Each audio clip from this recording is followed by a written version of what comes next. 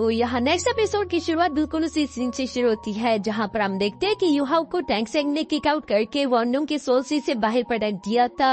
Yuhao बाहर आने के बाद वॉर्नुम की बॉडी से इतनी ज्यादा एनर्जी निकलता हुआ देखकर सरप्राइज होते हुए कहता है कि वो और बहुत ही ज्यादा खतरनाक था। आखिर वो था क्या? यूहाओ इसके बारे में सवाल करते हुए यहाँ गॉड इलेक्ट्रोलैक्स के पास आ जाता है, जहाँ यूहाओ से सवाल करते हुए पूछ रहा था कि आखिर वॉर्नुम की बॉडी में वो एनर्जी क्या है और वो कहीं वॉर्नुम को नुकसान तो नहीं पहुँचाएगी। जिस पर नेक्रोमैंसर गॉड इलेक्ट्रोलैक्स यूहाओ को बताता है कि नहीं, वो वॉर्नुम के सोल में लगा हुआ एक सील है, क्योंकि वॉर्नुम के सोल सी को किसी भी बाहर की एनर्जी से प्रोटेक्ट करने के लिए है। मुझे नहीं लगता कि यूहाओ तुम्हें दोबारा से वॉर्नुम के सोल सी में झांकना चाहिए, क्योंकि उसके सोल सी को एक बहुत ही ज्यादा पावरफुल डिवाइन कॉन्शियसनेस प्रोटेक्ट कर रही है और उसमें इतनी ज्यादा ताकत है कि वो तुम्हारे सोल और तुम्हारी बॉडी दोनों को डिस्ट्रॉय कर सकती थी। ये सुनकर तो यहाँ यूहाओ की आंखें खुली रह गई थी। वो हैरान होते हुए कहता है कि डिवाइन कॉन्शियसनेस, या वो कॉन्शियसनेस भी एक गॉड है बिल्कुल तुम्हारी तरह? जिस पर गॉड इलेक्ट्रोलैक्स जवाब देते हुए कहता है कि वॉर्नुम ऐसा लगता है जैसे कि वो किसी बहुत ही ज्यादा पावरफुल बैकग्राउंड से बिलोंग करता है। उसकी बॉडी के अंदर जो कॉन्शियसनेस मौजूद है वो बहुत ही ज्यादा पावरफुल है, जिसकी ताकत का अंदाजा मैं नहीं लगा सकता। इवन जब मैं अपने पीक लेवल पर था तब भी मुझे नहीं लगता कि मैं उस कॉन्शियसनेस का मुकाबला कर पाऊंगा।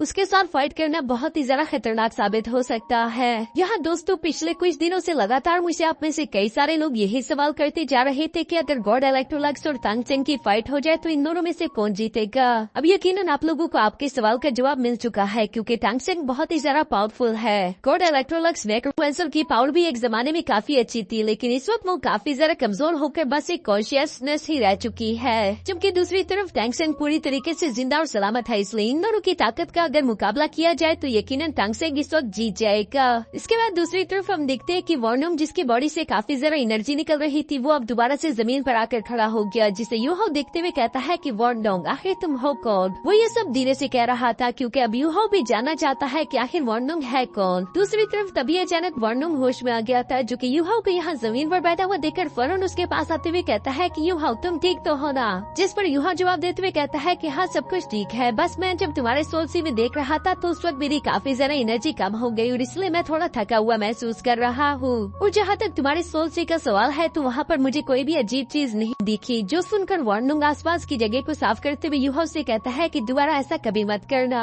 क्योंकि तुम्हारी हालत देखकर मुझे अच्छा नहीं लग रहा। जिस पर यूहाओ जवाब देते हुए कहता है कि मेरी फिक्र मत करो, हम दोनों एक टीम है और मैं तुम्हारे लिए इतना तो जरूर कर सकता हूँ। जो सुनकर तो वॉर्नुम भी खुश हो गया। इसके बाद ये लोग चारों तरफ रूम की सफाई करने के बाद वहीं पर बैठकर अपनी कल्टीवेशन प्रैक्टिस शुरू कर देते हैं, क्योंकि जल्दी इन लोगों के कंपटीशन का सेकंड राउंड शुरू होने वाला है, जिसके लिए इन लोगों को अपनी एनर्जी तैयार करनी होगी। यहाँ इसके बाद सीन शिफ्ट होकर दूसरी तरफ सन मून एम्पायर के सोल गाइडेंस रॉयल एकेडमी पर आ जाता है, जहाँ उनका टीचर अपने डिसाइपल से शेक एकेडमी के बारे में बात कर रहा था। वो बताता है कि मुझे अपने स्पाई से खबर मिली है और हमारे जासूसों के मुताबिक वो जो 7 वॉरियर्स है वो रिजर्व मेंबर्स है। इस बार शेक एकेडमी से सिर्फ 3 ही मेन टीम के वॉरियर्स आए हैं। ये काफी ज्यादा हैरानगी वाली बात थी। जो सुनकर वहाँ पर मौजूद सब डिसाइपल्स आपस में बातें करना शुरू हो गए। अब ये जन्म उनका टीचर गुस्से के साथ अपनी जगह पर खड़ा होते हुए कहता है कि तुम समझते हो कि ये हमारी बेइज्जती है। अब उन लोगों को लगता है कि हम लोग इतने ज्यादा कमजोर हो गए कि हम लोग उनके रिजर्व टीममेट्स को भी नहीं हरा सकते।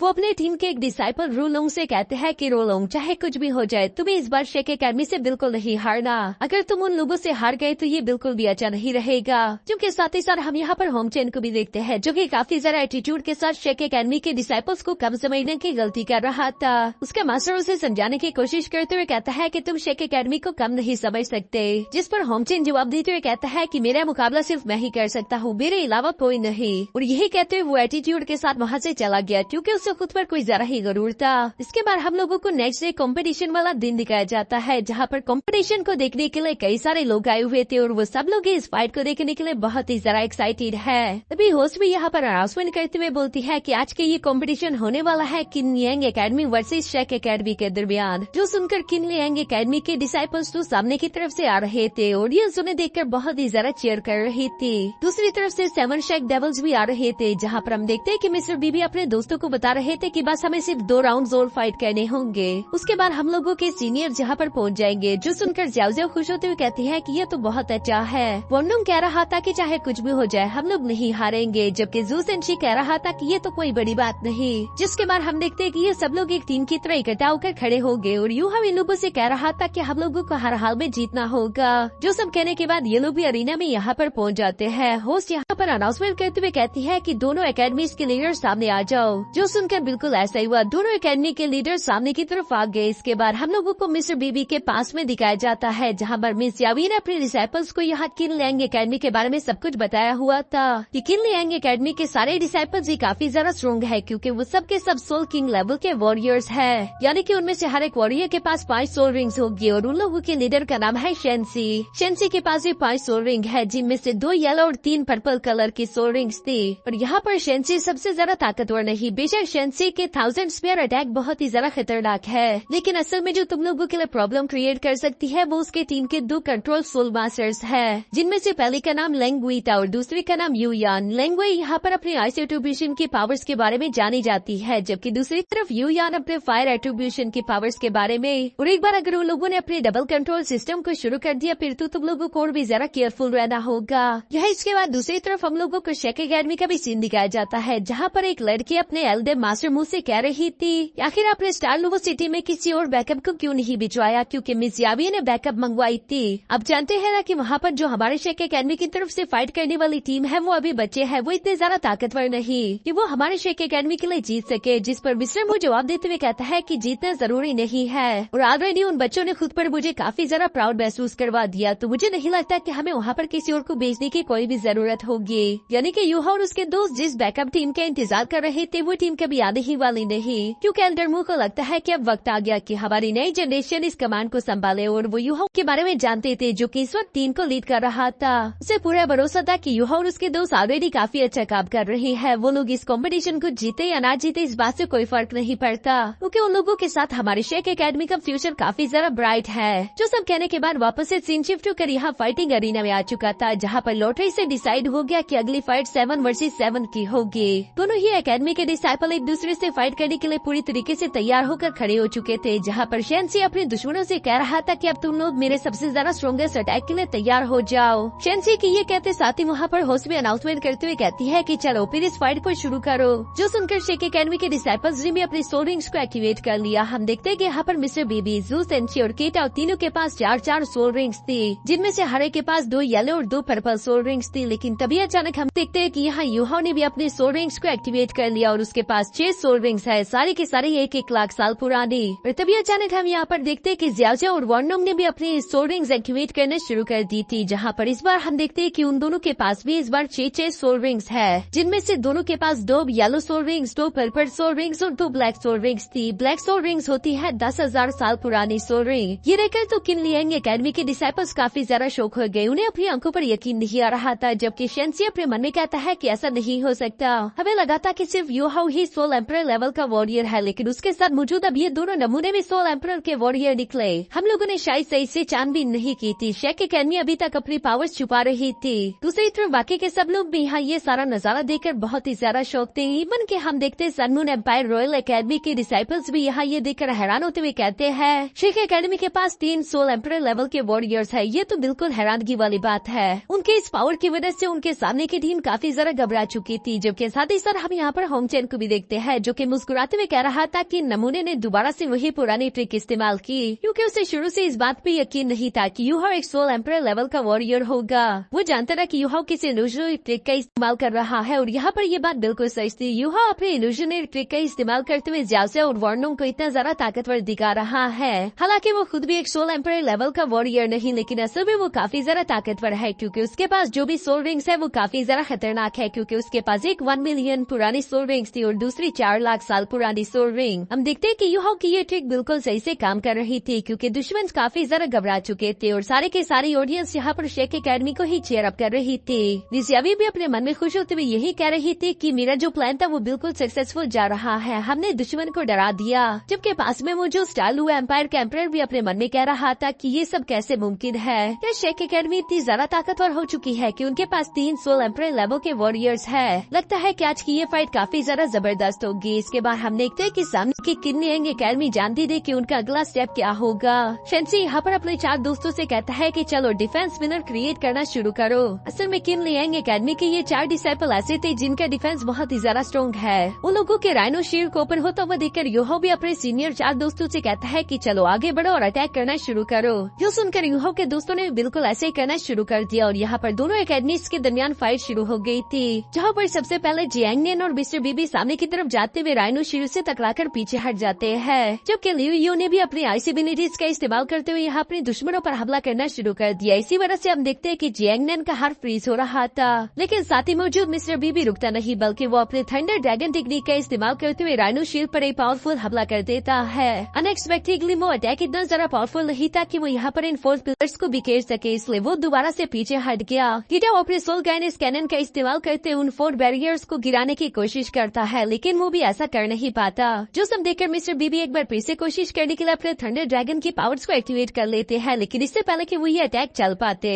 दूसरी तरफ लियो यू ने भी अपने दोस्तों की मदद करने के लिए अपनी आईसी एबिलिटीज को उनके बैरियर्स के साथ मर्ज कर दिया था, जिनकी वजह से उनका डिफेंस 30% और ज्यादा स्ट्रॉन्ग हो गया। इसलिए मिस्टर बीबी का वो थंडर ड्रैगन जैसे ही सामने की तरफ आते हुए इन बैरियर से टकराता है, वो अपनी ही जगह पर फ्रीज हो गया। मिस्टर बीबी, 7 शेक डेविल्स और इवन की मिस यावी सब लोग ये देखकर थोड़े से परेशान हो गए थे। गिटाओ भी जानता ना कि अब उसे जल्द से जल्द ये डिफेंस गिराना ही होगा, क्योंकि अगर एक बार ये डिफेंस नहीं टूटा तो वो लोग आगे की फाइट कंटिन्यू नहीं कर पाएंगे। इसलिए हम देखते हैं कि गिटाओ जो कि अब तक अपनी सारी पावर्स छुपाता हुआ आ रहा था, वो भी अपनी रियल पावर शो करना शुरू कर देता है। गिटाओ ने यहाँ पर पहली दफा अपने मल्टी कैनन कॉम्बैट स्किल का इस्तेमाल किया, जहाँ पर वो कई सारे कैनन को एक साथ सबर कर लेता है और वो इन सोल गाइनेस वेपन का एक साथ ही इस्तेमाल करते उन बैरियर पर हमला करना शुरू कर चुका था, जिसकी वजह से सामने की तरफ काफी ज्यादा बड़ी तबाही बच रही थी। ये देखकर ज़ूसेंशी अपने पास मौजूद मिस्टर बीबी से कहता है कि शायद हम दोनों ही वो अकेले इंसान नहीं जो कि अपनी रियल ताकत छुपा रहे थे, क्योंकि असल में वो दोनों भी केटाओ को देखकर काफी ज्यादा इम्प्रेस है, जबकि वहाँ पर मौजूद बाकी की ऑडियंस भी केटाओ की इस रियल एबिलिटीज को देखकर बहुत ही ज्यादा इम्प्रेस थी। यूहो भी अपने मन में कह रहा था कि ब्रदर केटाओ का जवाब नहीं, क्योंकि उसके सामने 4 सोल किंग लेवल के वॉरियर्स का डिफेंस है, लेकिन ब्रदर केटाओ ने अपने सोल गाइडेंस कैनन को इतनी अच्छी तरीके से तैयार किया है कि वो सामने की डिफेंस बैरियर को ब्रेक कर पा रहा है। यहाँ थोड़ी देर की कोशिशों के बाद हम देखते हैं कि केटाओ इसमें पूरी तरीके से कामयाब हो चुका था और सामने का बैरियर शील्ड पूरी तरीके से ब्रेक हो गया, जो देखकर यूहो अपने दोस्तों से कहता है कि यही सही मौका है, हमें उनके डिफेंस को दोबारा बनने से रोकना होगा। जो सुनकर जियांगनियन अपने फुल रफ्तार के साथ मूव करते हुए फौरन यहाँ उन लोगों के बैरियर के अंदर आ चुकी थी, जहाँ पर सबसे पहले वो अपनी ग्रेविटेशनल पुल टेक्निक का इस्तेमाल करते हुए चारों वॉरियर्स को जमीन पर चिपका देती है, साथ ही वो उनमें से एक को किक भी कर चुकी, यानी कि अब कुछ देर तक वो लोग अपने डिफेंस को दोबारा क्रिएट नहीं कर पाएंगे और अब यहाँ पर इन लोगों के पास फाइट करने का सही मौका है। लेकिन किनलोंग एकेडमी की लियो यू भी इतनी आसानी के साथ हार मानने वालों में से नहीं थी, बल्कि वो अपने एक सोनबोर्न टेक्निक को एक्टिवेट कर लेती है, जिसका नाम फ्रोजन टोर्नेडो था। ये देखकर तो यूहो भी सरप्राइज होते हुए कहता है कि इस लड़की के पास एक सोल बोन है, जबकि टियानमिंग यूहो को बता रहा था कि हाँ, और ये कोई नॉर्मल सोल बोन नहीं, बल्कि वो सोल बोन उसके हेड पर लगा हुआ है। साथ ही ये लड़की एक सोल किंग लेवल की वॉरियर है, इसलिए वो अपने अटैक को फुल मैक्सिमम पावर पर यूज कर पाएगी। यहाँ इस पावरफुल फ्रोजन टोर्नेडो को अपनी तरफ बढ़ता हुआ देखकर ज़ूसेंशी और मिस्टर बीबी इसे रोकने का फैसला करते हैं, इसलिए हम देखते हैं कि उन लोगों ने अपने मिस्टिक टर्टल और थंडर ड्रैगन की पावर को एक्टिवेट कर लिया।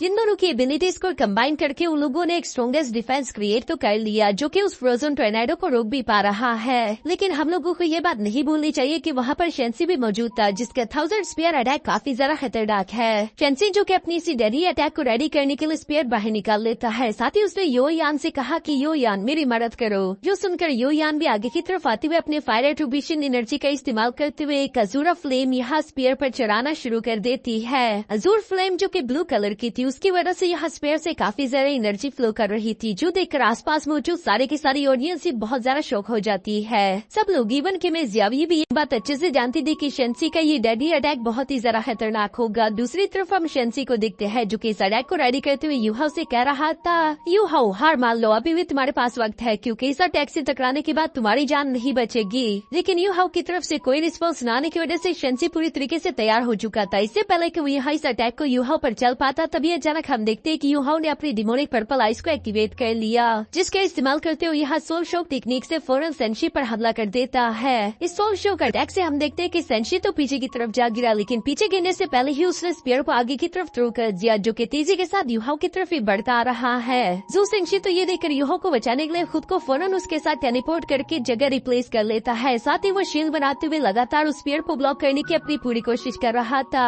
इवन कि जियाओजियो भी तेजी के साथ अज्ञात में जू सेंशी का साथ देते हुए अपने कैलिडोन्स का इस्तेमाल करते हुए उस पेड़ को ब्लॉक करने की कोशिश करती है। इन दोनों की पूरी जान लगाने के बावजूद भी बड़ी मुश्किल से ये लोग सिर्फ उस अटैक को रोक पाए, लेकिन इस अटैक को रोकने के बाद जू सेंशी अपने हाथों को देख रहा था जो कि काफी तेजी के साथ कांप रहे थे। ये देखकर जू सेंशी अपने मन में कहता है कि ये पावर बहुत ही ज्यादा टेरिफाइंग थी। अच्छा हुआ कि वो स्पेयर हमसे जाकर टकराया नहीं। दूसरी तरफ खड़ा सेंशी अभी भी हार मानने वाला नहीं था, बल्कि वो लिu युआन से कहता है कि मैं एक बार फिर से अपने डेडली अटैक को चलने के लिए तैयार हो रहा हूँ, तब तक तुम्हें हमें थोड़ी देर के लिए वक्त दिलवाना होगा। जो सुनकर लिu युआन बिल्कुल ऐसे ही करती है। उसने एक बार फिर से अपने फ्रोजन टोर्नेडो को आगे की तरफ बढ़ाना शुरू कर दिया, जो कि इस वक्त यूहाओ की तरफ बढ़ रहा है। असल में ये लोग जानते नहीं कि इन लोगों का लीडर यूहाओ है। अगर हमने यूहाओ को हरा दिया तो सामने की टीम बिखर जाएगी। ऊपर से होंगजेन भी ये सारा नजारा देखकर काफी ज्यादा खुश हो रहा था और वो धीरे से कहता है कि यूहाओ, वक्त आ गया कि तुम मुझे अपनी असली ताकत दिखाओ। दूसरी तरफ अरीना में हम यूहाओ को देखते हैं जिसने अपने स्कॉर्पियन एम्प्रेस की पावर्स को एक्टिवेट कर लिया था। साथ ही वो यहाँ पर लिu युआन से कह रहा था कि तुमने मेरी तरफ आकर सबसे बड़ी गलती कर दी, क्योंकि इस आइस एबिलिटीज के किंगडम का सिर्फ एक ही राजा हो सकता है और वो हूँ मैं। यहाँ पर यूहाओ ने अपनी पावर्स का इस्तेमाल करते हुए लिu युआन के फ्रोजन टोर्नेडो को तो एक ही जगह पर रोक दिया था, जबकि दूसरी तरफ हम देखते कि लिu युआन यहाँ पर अपने सामने स्कॉर्पियन एम्प्रेस को गुस्से में देख पा रही थी, क्योंकि उसके सोल कॉन्शियस पर हमला करते उसे पीछे की तरफ गिरा देती है। साथ ही हम देखते हैं कि यूहाओ अब अपने फ्रोजन टोर्नेडो टेक्निक का इस्तेमाल कर रहा था, जो कि धीरे धीरे यूहाओ के दुश्मनों की तरफ बढ़ता जा रहा है और साथ ही साथ वहाँ पर मौजूद उसके रास्ते में आने वाला हर एक दुश्मन फ्रीज हो रहा था। शेंसी यहाँ पर देख पाता है कि उसके आधे दोस्त तो ऑलरेडी हार गए, जबकि इस आइस की वजह से वो भी काफी ज्यादा मुश्किल से जूझ रहा था। उसके जीतने का कोई भी सवाल पैदा नहीं होता। यूहाओ भी यहाँ तभी अचानक शेंसी से सवाल करते हुए पूछता है कि बताओ शेंसी, क्या तुम आगे फाइट करना चाहते हो? जिस पर शेंसी ना चाहते हुए भी हार मानने के लिए तैयार हो गया और वो कहता है कि बस रुक जाओ, मैं हार मानता हूँ। जो सुनकर तुम वहाँ के होस्ट ने फौरन अनाउंसमेंट कर दी कि इस राउंड की विनर है 7 शेक डेविल्स। जो सुनकर आसपास की सारी ऑडियंस तो बहुत ज्यादा खुश हो गई, जबकि सन मून एम्पायर का एक वॉरियर खड़ा होकर कहता है कि ये मुमकिन कैसे है। उस लड़के की वो आइस टोर्नेडो टेक्निक एक सोल किंग लेवल से भी ज्यादा खतरनाक थी। क्या ही वो सच में एक सोल एम्पायर लेवल का वॉरियर तो नहीं जिसके पास 1 लाख साल पुरानी सोल रिंग्स है? क्योंकि पहले तो इन लोगों को लग रहा था कि शायद यूहाओ सिर्फ ये दिखावा कर रहा है, वो सोल रिंग्स नकली है। लेकिन अब ये सब देखकर अपनी आंखों के सामने होंगजेन को भी यकीन नहीं आ रहा था, जबकि वहाँ पर मौजूद सारी की सारी ऑडियंस अभी भी 7 शेक डेविल्स का नाम चिल्ला रही थी। यहाँ भी इस राउंड के खत्म होने के बाद 7 शेक डेविल्स वापस चले जाते हैं, जबकि दूसरी तरफ सीन शिफ्ट होकर यहाँ स्टार लुआ सिटी के एम्परर पर आ गया था, जिससे वार्नम यूहाओ और जियाओजियो की सारी इन्फॉर्मेशन निकलवा ली थी। लेकिन वो इस इन्फॉर्मेशन को सुनकर तो और भी ज्यादा शौक हो गया, क्योंकि उनके सामने मौजूद वो लड़की यहाँ पर उन्हें बताती है कि मुझे ये बात अच्छे से मालूम हो चुकी है कि जियाओजियो, यूहाओ और वार्नोंग इन्होंने पिछले साल ही शेक एकेडमी को ज्वाइन किया था। साथ ही साथ मुझे ये भी मालूम हुआ कि उन्होंने व्हाइट टाइगर ड्यूक के सेकंड बेटे डाई हुआबिन को भी हरा दिया था। इन तीनों ने पिछले साल मिलकर शेक एकेडमी की चैंपियनशिप को जीतकर अपना नाम बना लिया है, इसलिए ये लोग शेक एकेडमी में बहुत ही ज्यादा फेमस है। यहाँ पर स्टार लुआ एम्पायर के एम्परर को ये सारी बातें तो मालूम हो चुकी थी, लेकिन वो अब यहाँ 7 शेक डेविल से मिलकर बात करना चाहता था। साथ ही वो ये बात अच्छे से जानते थे कि शेक एकेडमी का मुकाबला सिर्फ सन मून एम्पायर की रॉयल एकेडमी ही कर सकती है, और इस मैच को देखने के लिए वो ऑलरेडी काफी ज्यादा एक्साइटेड भी थे। इसके बाद सीन शिफ्ट कर दूसरी तरफ से 7 शेक डेविल्स पर आ गया, जो कि काफी ज्यादा थके हुए वापस अपने रूम में आ चुके थे। जू सेंशी तो यहाँ उस अटैक को रुकने के बाद अपने हाथ में दर्द महसूस कर रहा था, इसलिए वो जियांगनेन के पास जाकर प्यार से बोलता है कि मेरी जान जरा मेरे हाथ को मसाज तो कर दो, बहुत ज्यादा दर्द हो रहा है। लेकिन जियांगनेन तो उससे दूर भागती जा रही थी। मिस यावे भी यहाँ पर आकर अपने डिसाइपल्स को कांग्रेचुलेशन बोलती है। साथ ही वो इन लोगों को बताती है कि तुम लोगों की नेक्स्ट फाइट ज़ेंगटियान एकेडमी से होगी, जो कि वैसे तो बहुत ही ज्यादा पावरफुल है। मैंने यही सोचा था कि किनलियांग एकेडमी के साथ फाइट करने के बाद हम लोग अगले राउंड में फाइट नहीं करेंगे, लेकिन जैसे तुम लोगों ने ये राउंड फाइट किया, मैंने अपना इरादा बदल लिया है, क्योंकि तुम लोग भी किसी से कम नहीं। साथ ही मिस यावी ने यहाँ पर इन लोगों को ज़ेंगटियान एकेडमी के बारे में इन्फॉर्मेशन बताना शुरू कर दिया था कि उनके पास 3 सोल किंग लेवल के वॉरियर्स है, जबकि उनके सबसे ज्यादा पावरफुल वॉरियर का नाम जी कियान है, जिसका लेवल 58 है। ये सुनकर तो यहाँ मिस यावी के डिसाइपल्स बहुत ही ज्यादा शौक हो गए थे। वार्नम कह रहा था कि 58 लेवल तो बहुत ही ज्यादा खतरनाक होगा, अगर हमने उसके साथ फाइट की तो मुझे नहीं लगता कि हम उसे हरा सकते हैं, जिससे उसके बाकी के दोस्त भी एग्री करते थे। लेकिन मिस यावी इस बात से एग्री नहीं करती। वो कहती है कि आज की फाइट मैंने तुम लोगों की खुद अपनी आंखों से देख ली। पहले मैं भी तुम लोगों की तरह इसी बात पर यकीन करती थी, लेकिन आज के फाइट के बाद मैं इस बात को बिल्कुल नहीं मानती, क्योंकि तुम लोग काफी ज्यादा ताकतवर हो। मुझे लगता है कि हमें ज़ेंगटियान एकेडमी के साथ फाइट करनी चाहिए, क्योंकि तुम लोगों के जीतने की चांसेस अभी भी है। और ये सब कुछ मैं जू सेंशी की वजह से कह रही हूँ। जू सेंशी तो ये सुनकर शौक होते हुए कहता है कि मेरी वजह से? आखिर मैंने ऐसा क्या किया? सब लोग भी यहाँ पर जू सेंशी की इस तरफ हैरानगी के साथ ही देख रहे थे। और इसी के साथ हमारा ये एपिसोड यहीं पर खत्म हो जाता है।